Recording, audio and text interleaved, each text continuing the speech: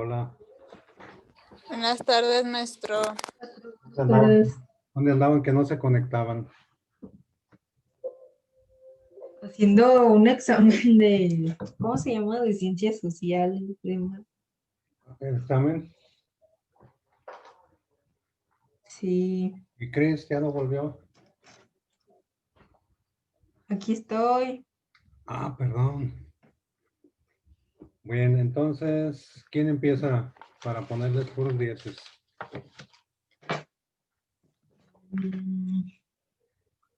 Pues, si quiere yo. Pues sí, ya ves que Randy ahora no quiere. Era del realismo mágico, ¿verdad? ¿Y qué más? Y de novelas mexicanas. Ay, Cris. La novela de la Revolución Mexicana. ¿Qué? Adelante. Dice, el realismo mágico es un movimiento artístico y literario originado en Alemania en 1925. El término fue introducido en la literatura de América Latina por el escritor venezolano Arturo Uslar Pietri. En 1949, el escritor cubano Alejo Carpentier adoptó de manera formal el concepto de lo real maravilloso a través de su novela El reino de este mundo. Dice, en rasgos generales, el realismo mágico se caracteriza por las siguientes cosas. La narración de hechos fantásticos e irracionales en un contexto realista que el narrador y los personajes perciben de manera natural. Ajá. La naturalidad o normalidad de ciertos fenómenos, que no es lo mismo que sustituir la realidad por un mundo fantástico. La influencia del psicoanálisis, del movimiento surrealista, que hacen hincapié en los sueños en el inconsciente. La distorsión en la línea del tiempo del relato, es decir, que los acontecimientos no siempre ocurren de manera cronológica, manteniendo una clara estructura de comienzo, desarrollo y final. El rechazo a la objetividad, realidad y al romanticismo. La crítica implícita a la política y a la élite social, en especial al imperialismo estadounidense. Dice, es conocido también como realismo maravilloso y resulta una manera de cuestionar la naturaleza de la realidad, con historias y fantasías para revelar aspectos de la sociedad y de la naturaleza. Muy bien, hasta ahí. Déjame explicar algo, ¿sí? Sí o sí. Sí. Ahora, ¿por qué Dani anda muy callado?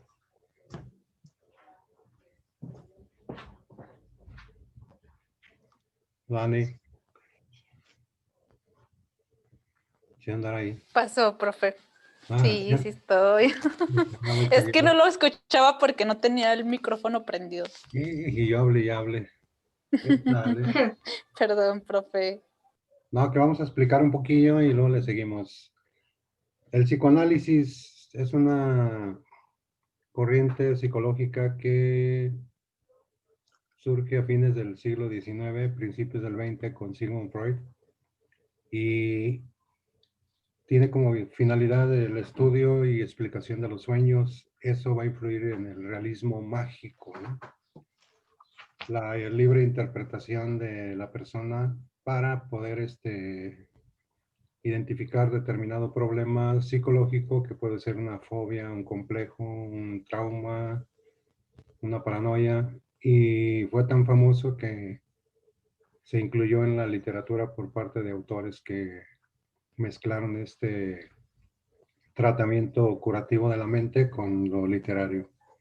Y luego el surrealismo, dijiste, dentro de las vanguardias literarias que surgen en la época llamada entreguerras, Primera y Segunda Guerra Mundial, surgen los ismos, no sé si se acuerdan en literarios dos, creacionismo, dadaísmo, cubismo, y uno de ellos es el surrealismo, su debajo de, lo real. Y acá estamos viendo realismo mágico, la mezcla de lo real con lo fantástico. Entonces el surrealismo era una corriente, una vanguardia literaria que consistía en escribir lo que le llamaban la escritura automática, o sea, escribir sin pararse y sin signos de puntuación, pum, pum, pum, pum, como si estuviera uno en un estado sonámbulo. Incluso es el psicoanálisis. La gente se cura con la libre interpretación. El psicólogo deja que hable el paciente. Usted hable lo que quiera y yo acá me encargo de anotar. Y el paciente se agarra, hable y hable y hable y hable y hable. Y el psicólogo va anotando términos claves. Y en el surrealismo se agarra uno escribiendo, escribiendo, escribiendo. Y en el realismo mágico se mezclan todas estas situaciones, ¿no? Y luego se critica también a la política y al Estado, a los gringos, porque Estados Unidos desde hace mucho tiempo ha estado interviniendo en la política y en las culturas sudamericanas, que es donde florece con intensidad el realismo mágico. Y los literatos se aprovechan para escribir obras de denuncia, de protesta y de rechazo a la intervención gringa que arranca desde México hasta Argentina. Y lo aprovechan los autores para denunciar esa intervención en todos sentidos. Si un país no se domina y no se somete, Estados Unidos lo castiga con bloqueos, con no préstamos, con deportaciones de ciudadanos de ese país, de Estados Unidos a ese país. Y por eso ciertas naciones le tienen un rechazo a los Estados Unidos. Muy bien, ¿qué más? No sé si seas Ana o seas Cris. O seas Ramos o seas Áviles. Las dos. No, todavía no son las dos. A ver, ¿qué más?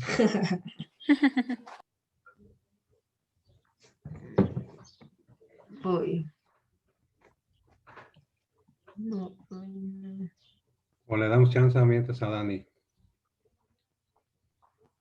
Pues sí. A ver, Dani. Bien compartida, ¿eh? Voy. ¿Estamos hablando del realismo? Exacto. Sí. Ah, ok. Sí. Voy, Más dejen poscular. Tú relax. Tú tranquila.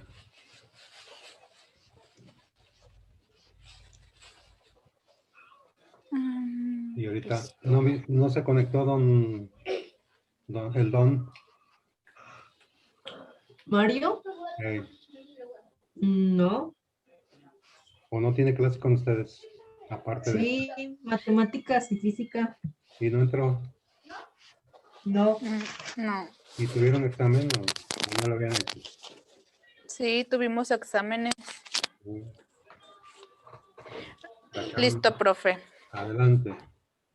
Dice, el término fue usado por un crítico de arte, el alemán Franz Rohr, para describir una pintura que demostraba una realidad alterada y llegó al idioma español con la traducción en 1925 del libro Realismo Mágico, que fue una gran media influenciado por obras surrealistas de la escritora chilena María Luisa Bodmer. Más tarde, en 1948, fue introducido a la literatura hispanoamericana por el autor Uslar Priet y sus ensayos, letras y hombres de Venezuela. Dice, señala Uslar, lo que vivo a predominar el cuento y a marca su huella de una manera perdurable fue la consideración del hombre como misterio en medio de datos realistas, una adivinación poética o una negación poética de la realidad, lo que a falta de otra palabra podrá llamarse un realismo mágico. Claro. ¿Le sigo? Nada más, de Laura no saben qué sucedió. Ah, no, No, Cambió creo que de- hizo cambio, profe. Ah, Se ya. cambió entre semana. Ya. Bueno, enterado. Sí, Dani, algo más. Voy. El crítico venezolano Víctor Braño señala que la noción del realismo mágico nació casi de la manera simultánea con la de real maravilloso, la formulación inicial de una y otra noción. Como referencia a un modo de producción literaria, Latinoamérica se hace casi de manera simultánea. En 1947, Arturo Uslar Pietri introduce el término realismo mágico para referirse a la cuentística venezolana. En 1949, Alageo Captier habla de lo real maravilloso para introducir la novela El reino de este mundo. ¿Le sigo? Hasta ahí, ya dijimos, bueno, es cierto que el término surge de un alemán ante la vista de un cuadro, pero donde cobra intensidades en la literatura hispanoamericana, entendiendo por hispanoamericana los países de América que hablan el español. Ya sabemos que hay países que no lo hacen. Brasil, ¿qué idioma habla Brasil? Portugués. El portugués. También creo que francés, ¿no? En No, algunas, ¿no? Ah, no, donde hablan francés en las Guayanas, está ahí entre Brasil, Venezuela, por allá. Hay 3 lugares, las 3 se les llama Guayanas, pero una es la francesa, donde hablan francés, la holandesa y la inglesa, es decir, se llaman así por la nación o el país que conquistó ese lugar determinado. Y acá en el norte, pues Estados Unidos, donde hablan francés y inglés es en Canadá. Son los 2 idiomas. Diviértete en mi boca. Y en Estados Unidos y en Belice, el inglés. Pues en Puerto Rico se supone que son bilingües porque primero pertenecía a España y luego a Estados Unidos. Filipinas, que era de México, hablaban español. Cuando se apoderan los gringos de ella, los obligan a que el idioma oficial sea el inglés. Muy bien. ¿Quién sigue de las dos? La Cris. ¿La Cris? voy. A ver, ¿cómo dijiste? ¿La Cris o la actriz? Es que si le digo la Ana, pues no se puede. La actriz. A ver, la actriz. Ahí voy. Acomodando el árbol para que no se vaya el internet. Yo creo ya le deshizo su perrilla, el nacimiento, ¿no? ¿O qué? Sí, ¿Qué andas acomodando? ahí andaba. Sí la regañó mi mamá porque es muy traviesa la Scooby. Lo bueno que no tienes gatos. Unos No, civitos, no le gusta. sin posadas. No va a haber posadas, ¿eh? No. Ya No sé, por el- profe. Ya ni me diga que me siento muy triste. Sí. La pregunta es, ¿habrá feria? Pues ya ve Bien. el gobernador. Yo me imagino que sí, ¿no? Para la feria sí, no hay contingencia, ¿verdad? Ni para los bares. Ya sé. No, estamos muy mal. Demasiado. A Sí, ver, sí, la profe. actriz o la Cris. A ver, dice, memoria de la Revolución Mexicana. La Revolución Mexicana se inicia el 20 de noviembre de 1910 y termina el 21 de mayo de 1920. Se puede decir que con la caída y muerte de Venustiano Carranza, presidente de la República y principal representante de la facción moderada durante la Revolución Mexicana. La Revolución Mexicana comprende el periodo de la historia de México entre la caída de la dictadura de Porfirio Díaz en 1910 y el ascenso al poder de la burguesía. Tras superar los intentos de revolución social protagonizados por los campesinos dirigidos por Emiliano Zapata, fue varias veces su dilatado ejercicio de poder del poder ha dado nombre a un periodo de historia de México conocido como Porfiriato, aunque en 1908 anunció que no volvería a presentarse a la reelección. 2 años más tarde consiguió proclamarse ganador de los comicios presidenciales. Pero Muy en bien. octubre de 1910, ¿qué pasó? Nada más un comercial. ¿Alguien sabe de Ah, está bien. ¿Alguien sabe de un alumno que se llame Jesús Ortiz? ¿Cómo? Que si alguien ¿Adolfo? sabe de algún alumno que se llama Jesús Ortiz, Sí, ¿y por qué no entra a ¿por clase? qué? Ah, Ah, no. Yo les... Ah, sí, ya entró, profe. Ahí anda. Después de un mes, sea bienvenido. Nah, no es cierto, hoy me falta una semana. No sé qué dure más tu ausentismo o la pandemia, pero ahí va. Bueno, y vas a ver, me va a preguntar qué temas están viendo, y es del examen. Bueno, ¿qué más, Ana Cris? Hasta eso todavía no. Bueno, seguimos, Ramos Avilés. sí, no importa. Algunos Dice, autores, no, lo que tengas, lo sí. que tengas. Adelante. Bueno. Se pueden distinguir, se movió. Se pueden distinguir varias generaciones de novelistas de la Revolución Mexicana, según la edad que tenían cuando tuvieron lugar los acontecimientos. La generación creadora, Mariano Azuela con su novela Los de Abajo, incluye a los nacidos entre 1873 y 1890, que pasaron su infancia durante la dictadura de Porfirio Díaz.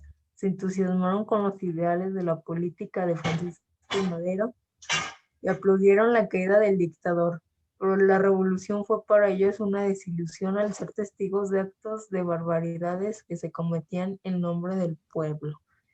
La segunda generación, nacidos entre 1821 y 1902.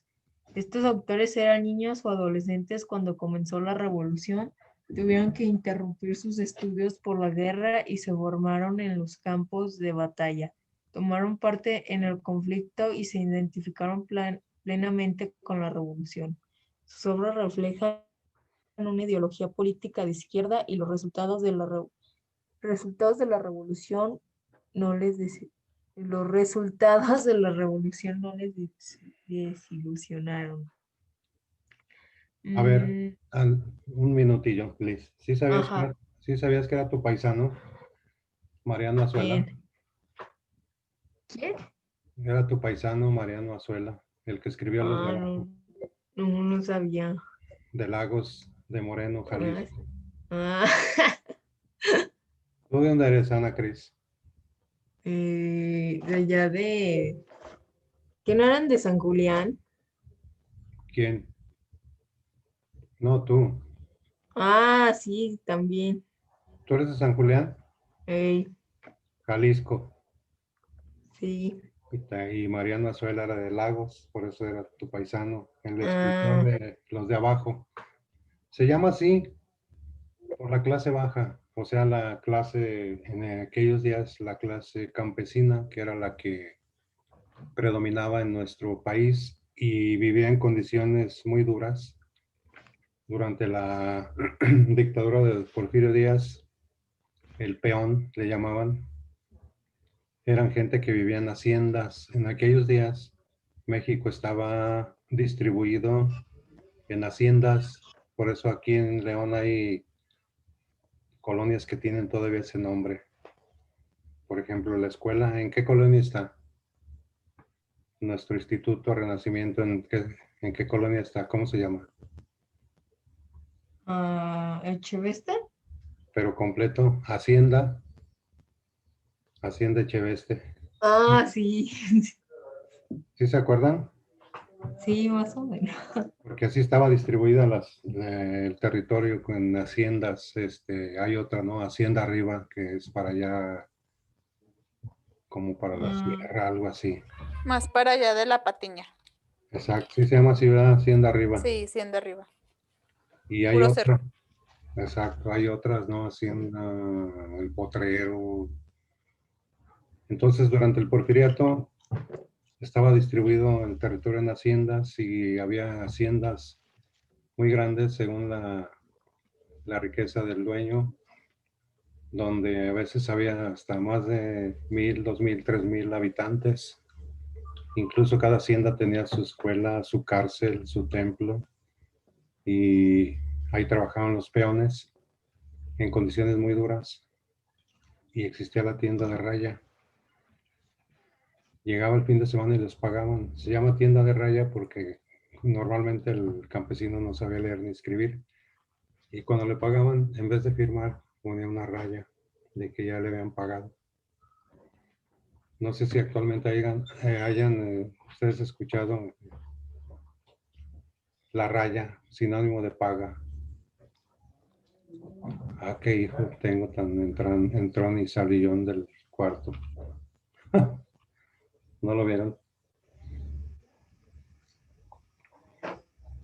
No. ¿Mande, No. profe? Que tengo un hijo que vino y anda y entrando y saliendo. ¿No lo vieron? Como casi no viene, no supo ni qué. Ahorita lo regaño. Y a ver si están escuchando bien. ¿Qué era la tienda de raya? A ver si es cierto. ¿Quién se acuerda? Mm, Yo, profe. A ver. Bueno, y eso porque yo lo vi en la primaria, eso de historia. Sí, era ¿Y historia, ¿no? sí, ¿y de qué te acuerdas? Y era, bueno, cuando les pagaban, pues los indígenas no sabían las letras, no sabían leer. Entonces, cuando les pagaban, les daban una hoja y les ponían una raya. Ujú. Ellos no sabían cuánto era la paga o todavía no sabían cuánto deberían de pagarles o todo eso. Entonces los hacían, bueno, se los hacían tontos, Sí, nada más con la pura raya. Ya era pago para ellos. los explotaban, los engañaban y como no ajustaban, ahí les fiaban, pero a precios carísimos. Y tenían una listotota de todo lo que debían.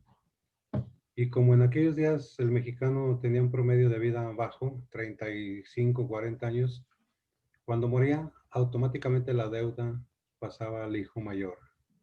Así que no se escapaban. En todos los escritores de la Revolución Mexicana denuncian todo eso. Por eso las novelas de la Revolución son un documento muy bueno, muy válido y excelente para conocer la forma de vida de nuestro México en aquella época, y se ha escrito la historia de México contemporáneo tomando como base muchas obras novelísticas de aquellos días, así como cuando se construyó la historia del México pasado, se tomó como fuentes de información los códices. ¿Sí se acuerdan que eran los códices? Que eran pinturas que hacían los aztecas. sí, en pieles Sí, de venado, no sé qué, ¿no? sí, sí, y las crónicas que escribieron los frailes de la conquista de México, de la Nueva España, y sirvieron como fuentes para, por eso sabemos cómo fue la historia, la vida, las costumbres de nuestro país en siglos pasados, por esas fuentes. Y estos libros de literatura de la Revolución le han servido al historiador para estructurar la historia de México contemporáneo a través de las páginas, de las descripciones. Por ejemplo, los de abajo, que describe una parte de la lucha revolucionaria, describe lugares, las Adelitas. ¿Se han oído hablar de las Adelitas? Sí. Que si, Pelearon en la guerra, ¿no?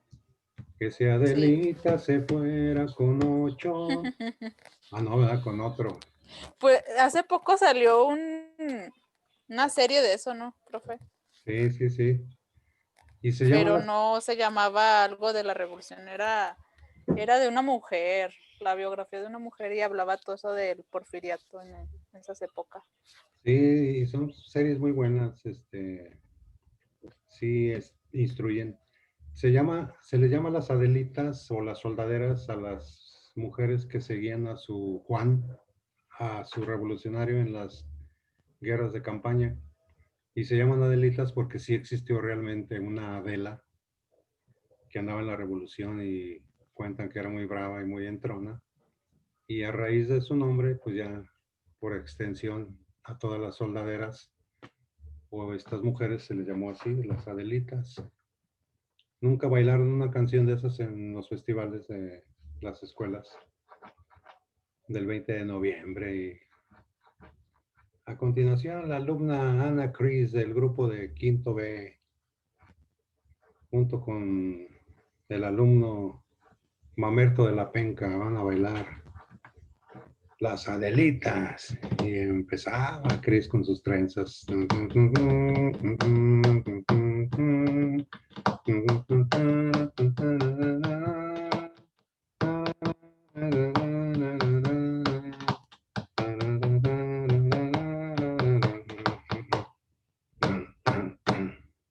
Ya mejor se fue Cris.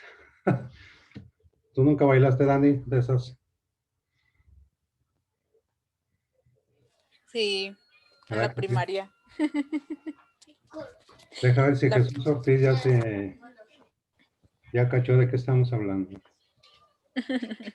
¿Sí, Jesús? De la Revolución Mexicana. ¿Y qué tienes al respecto? No, novelas de la Revolución Mexicana, no de la Revolución Mexicana. Ey, Bueno, mientras Dani le sigue mientras googlea. ¿Tienes algo, Dani, de la Revolución Mexicana? sí, A ver, sí, a ver, espérenme. en lo que llega Cris. Listo. Ahora sí. Va. Pero yo, bueno, ¿era de la revolución o de la literatura Sí, de la literatura. revolución? Ah, sí. Literatura de la Revolución Mexicana. Dice, la obra se destaca y se diferencia de la producción literaria de la época por la referencia hacia el protagonismo de sectores sociales con problemas definidos. La obra en este sentido entronca en el nacimiento de un realismo novel y una forma distinta de relatar y marcando la senda para la producción literaria de otros escritores latinoamericanos. Entre los temas que se representan en las novelas se encuentra el discurrir del pueblo en la miseria, el hambre y las situaciones que enfrenta el soldado durante los combates.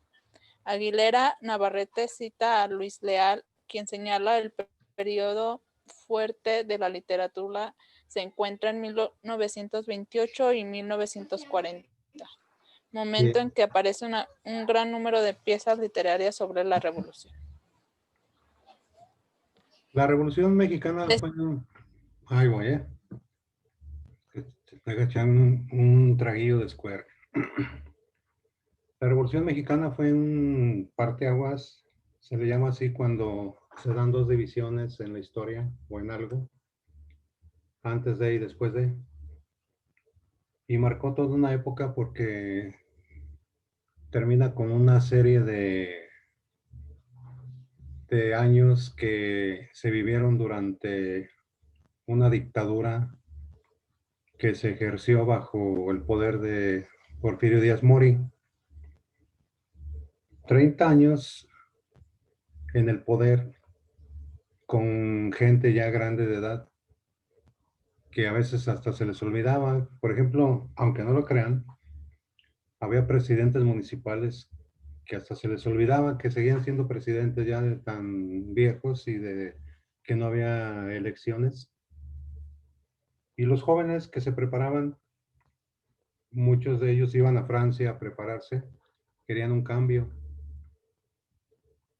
y lo logran derribando la dictadura y empieza la Revolución Mexicana justamente para dar inicio a una nueva era en el México contemporáneo.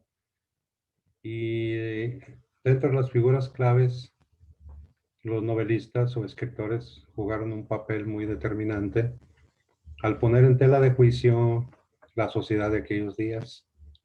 Por eso es interesante leer sus obras, porque nos damos cuenta de la transición o el cambio que se fue dando en México a través de sus páginas. O sea, no es nada más leer por leer, es ir descubriendo cómo la sociedad se fue transformando hasta llegar a un México moderno, ¿no? Quedaron atrás las haciendas, el México rural, etcétera. Ya encontró algo Jesús porque el tiempo avanza. Sí, A ver, dice así.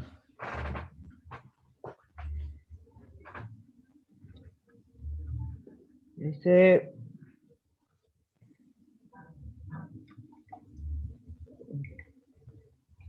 la novela de la Revolución tuvo sus antecedentes en algunas obras aparecidas a fines del siglo XIX o a principios del actual.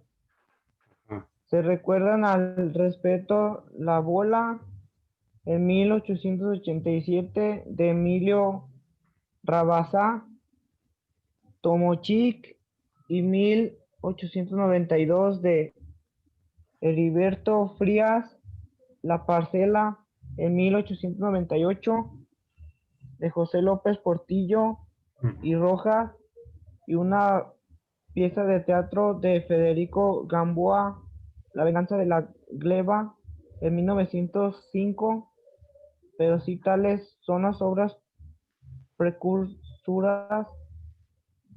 Otras muy curiosas fueron, además de la base histórica, las causas de la aparición del género. Mariano Azuela había publicado desde 1915 su novela Los de Abajo, reconocida en libro de 1917 en un oscuro folletón en El Paso, Texas, y nadie había advertido con su suficiente publicidad su significación y su importancia. muy bien, La Pero en Bola. 1920, No, ¿vale? síguele. Pero en 1924 y en el curso de una polémica relacionada con el asunto, Francisco Monterde señaló la existencia de aquella obra que recurría por primera vez al tema de la revolución. John Henry, el descubrimiento de los abajo, Francisco Monterde, en defensa de una obra y de una generación México en 1935. Sí, La Bola. ¿Ustedes han oído esa palabra? Sepa la bola. Ahí viene la bola, anda en bola. ¿Sí han oído? Sí, Era sí. porque llegaban los revolucionarios y agarraban en una comunidad, en un rancho, agarraban a todos los chavos que veían y órale, en bola se los llevaban a la revolución. O cuando llegaban los soldados, también agarraban en bola a los chavos y se los llevaban al ejército. La leva también se le llama así. Mucha gente de los dos bandos peleó y nunca supo realmente el motivo por qué. Algunos lo hacían por huir de las haciendas del amo cruel y del capataz cruel. Otros lo hacían por el hambre, no había siembras y en el ejército pues, había que comer. Otros lo hacían por aventuras, otros porque se los llevaban a la brava. Muy poca gente sabía por qué peleaba y aún así pues murió mucha gente en esa guerra revolucionaria sin haber tenido conciencia de por qué peleó. Muy bien, ahí está. ¿Algún dato más, Dani?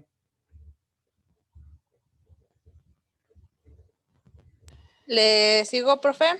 Sí, La es correcto. lectura. A ver si llega Cris. Y ahí voy, ¿eh? Sí. Dice. Dice. La sombra del caudillo. en 1929 de Martín Luis Guzmán. Guzmán. La trilogía famosa de José Vasconcelos, Ulises Criollo, 1935. La tormenta en 1936 y El preconsulado en 1939. A ver, José creo que Vasconcelos ya me acabé. fue el Creo primer, que ya se me acabó. no le hace. Fue el primer secretario de Educación Pública, José Vasconcelos. Él, cuando veía la ignorancia terrible en nuestro país, formó las bibliotecas rodantes. En su auto llenaba la cajuela de libros y se iba a las orillas, a los pueblos, con su biblioteca ambulante, y ahí les prestaba libros y les explicaba a los que quisieran leer. Martín Luis Guzmán fue uno de los más grandes escritores de la novela de la Revolución. Incluso Televisa hizo una novela histórica, se llama así, La sombra del caudillo y El vuelo del águila. Hizo varias, así como las telenovelas que pasan, pero acá fue con contenido histórico basado en gran parte en estas obras que se escribieron en el lapso revolucionario. Pues estaban bien, nomás que pues así, a secas. ¿Algo más, Jesús, antes de decir adiós?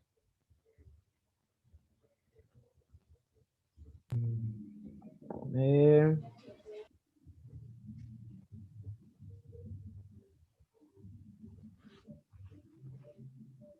Ya Cris y Ana no volvieron. Se le ha de haber ido el internet, maestro. Sí. Aquí dice que también escribieron obras novelescas inspiradas en las revoluciones o en las luchas posteriores. Lepino, autor de una de las primeras novelas sobre este tema, Sangre y Humo o El Tigre de las Huastecas, en 1918. Ujú. Que narra en forma truculenta los primeros años revolucionarios. Ramón Puente en 1879 a 1939, que además de sus obras históricas sobre etapas y personajes del movimiento revolucionario, vida de Francisco Villa contada por el mismo Villa en pie en 1937 y 1966. Ok, Escribió una novela del pensamiento revolucionario, Juan Rivera. sí. Hay muchas, y películas, ¿no? Películas también hay muchas sobre el tema de la Revolución Mexicana, de María Félix, del Indio Fernández, de Pedro Armendáriz, de un montón que tienen buen contenido, ya que en el llamado época de oro, en la llamada época de oro del cine mexicano, 50, 40, 60, las películas tenían un guión bueno porque contrataban a escritores profesionales, o sea, escritores, para escribir el guión de las películas. Entonces estaban muy bien diseñadas. Hoy cualquiera se dice escritor y director de cine, pero en esa época se contrataban a gente experta para que escribiera los guiones, los diálogos, y por eso hubo películas muy buenas, a un grado tal que se le llamó y se le sigue llamando la época del siglo, la época de oro del cine mexicano. Muchas películas que le dieron la vuelta al mundo por su calidad y su contenido, y que aquí no vemos, para variar. Bueno, ya no hay nada más, Dani, para ir cerrando esto. Pues bueno, como usted guste, si quiere le sigo. No, ¿sabes qué? Ya andamos yéndonos. Mejor díganme en una palabra qué les pareció el curso.